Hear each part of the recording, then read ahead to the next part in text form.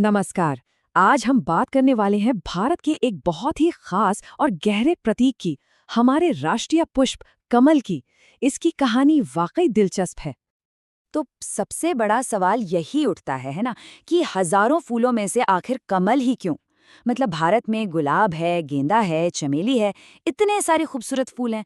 तो फिर कमल में ऐसा क्या खास था? ऐसी क्या बात थी जिसने इसे हमारे देश का राष्ट्रीय फूल बना दिया? चलिए, इसी सवाल का जवाब ढूंढते हैं। देखिए, बात सिर्फ एक फूल चुनने की नहीं थी। बिल्कुल नहीं। ये सवाल था एक ऐसे प्रतीक को चुनने का जो पूरे राष्ट्र की आत्मा को, उसकी पहचान को दर्शा सके। असल में कमल सिर्फ एक फूल है ही नहीं।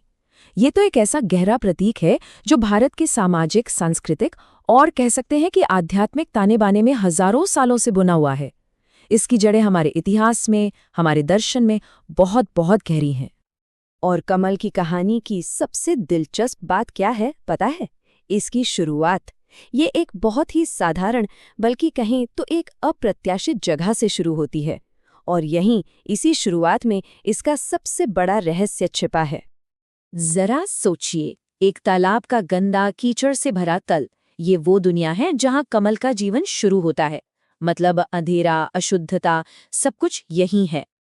और फिर उसी कीचड़ से ऊपर उठकर पानी की सतह पर आकर क्या खिलता है? एक बेदाग, खूबसूरत, एकदम पवित्र कमल।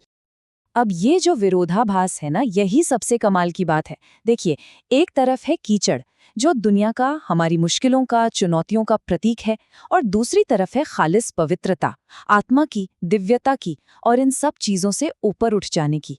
कमल हमें यही तो सिखाता है कि हालात चाहे जैसे भी हों, कोई भी अपनी अंदर की शुद्धता को बनाए रख सकता है। और सुनिए, ये सिर्फ कोई फिलॉसफी या किताबी बात नहीं है। इसके पीछे बाकायदा विज्ञान है। कमल का साइंटिफिक नाम है नेलुम्बो न्यूसिफेरा, और इसकी पत्तियों में एक गजब की खासियत होती है जिसे लोटस इफेक्ट कहते हैं। इसका मतलब है कि इसकी सतह पर पानी या गंदगी की एक बूंद भी नहीं टिकती, बस फिसल जाती है। ये तो जीता जागता सबूत है इस बात का कि ये कैसे अपने आसपास की गंदगी से एकदम अछूता रहता है। अच्छा, तो ये तो हुई इसकी प्राकृतिक खासियत। अब जरा ये देखते हैं कि इस फूल ने भारत की आस्था, कला और संस्कृति पर कितनी गहरी छाप छोड़ी है। कमल भारतीय जीवन के लगभग हर पहलू में मिल जाएगा। हिंदू धर्म में इसे सृष्टि, पवित्रता और दिव्य सौंदर्य का प्रतीक माना जाता है। वहीं बौद्ध धर्म में ये शरीर, वाणी और मन की शुद्धता को दिखाता है। आप मंदिरों की नक्काशी देखिए, पुरानी कलाकृतियां देखिए, ये हर जगह है। फिलॉसफी में ये वैराग्य और आध्यात्मिक ज्ञान का प्रतीक बन जाता है।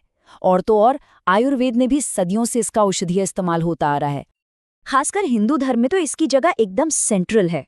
सोचिए, सृष्टि के देवता ब्रह्मा जी वो कमल पर ही विराजमान है। भगवान विष्णु की नाभि से कमल निकलता है, और धन समृद्धि की देवी माँ लक्ष्मी, उनका आसन भी कमल ही है। मतलब ये सीधे सीधे दिव्यता से जुड़ा हुआ है। भगवत गीता में एक श्लोक है जो कमल की इस पूरी फिलॉसफी को बड़ी ही खूबसूरत ढंग से समझाता है। इसका सार ये है कि जो इंसान बिना किसी मोह के अपना काम करता है, अपने कर्तव्य निभाता है, वो दुनिया के पापों से ठीक वैसे ही अछूता रहता है जैसे कमल का पत्ता पानी से। वाकई कितना गहरा विचार है ना? तो सवाल ये है कि इस इतने पुराने, इतने गहरे प्रतीक को आखिर आधुनिक भारत की पहचान कैसे बनाया गया? चलिए, इस सफर पर भी एक नजर डालते हैं। वो साल था 1950। भारत एक नया नया आजाद देश था, और उस नए देश को जरूरत थी कुछ ऐसे प्रतीकों की जो सिर्फ उसके हजारों साल पुराने मूल्यों को ही न दिखाएं, बल्कि भविष्य के लिए जो सपने थे, जो उम्मीदें थीं, उनको भी एक पहचान दे सकें। और ये कोई रातों रात लिया गया फैसला नहीं था, ये तो हजारों साल की एक यात्रा का नतीजा था।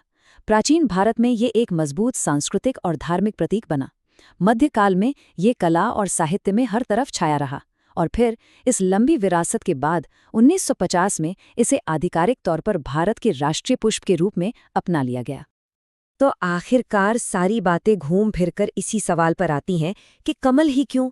क्योंकि ये भारत की आध्यात्मिक और दार्शनिक जड़ों को दिखाता है। ये एकता और पवित्रता का सिंबल है। ये वैराग्य और मुश्किलों पर जीत का पैगाम देता है। और सबसे बड़ी बात, भारतीय मानस में, हमारी चेतना में इसकी एक बहुत ही खास और पवित्र जगह है, जो शायद किसी और फूल की नहीं है। तो आखिर में कमल हमारे लिए क्या संदेश छोड़ जाता है? इसका सार क्या है? इसका निचोड़ क्या है? कमल हमें एक ऐसा सबक सिखाता है जो कभी पुराना नहीं होता, कि पवित्रता, सुंदरता और ज्ञान ये सबसे मुश्किल, सबसे चुनौतीपूर्ण हालातों से भी पैदा हो सकते हैं। ये उम्मीद का प्रतीक है। ये इस बात का सबूत है कि शुरुआत चाहे कहीं से भी हो, कोई भी ऊपर उठकर खिल सकता है। और आखिर में ये एक सवाल हमारे सोचने के लिए छोड़ जाता है कि ये फूल हमें अपने जीवन के बारे में क्या सिखाता है, कि कैसे कोई भी अपनी चुनौतियों और मुश्किलों के कीचड़ से ऊपर उठकर अपनी जिंदगी में पवित्रता और सुंदरता को खिला सकता है। ये एक सवाल है जिस पर हम सब सोच सकते हैं।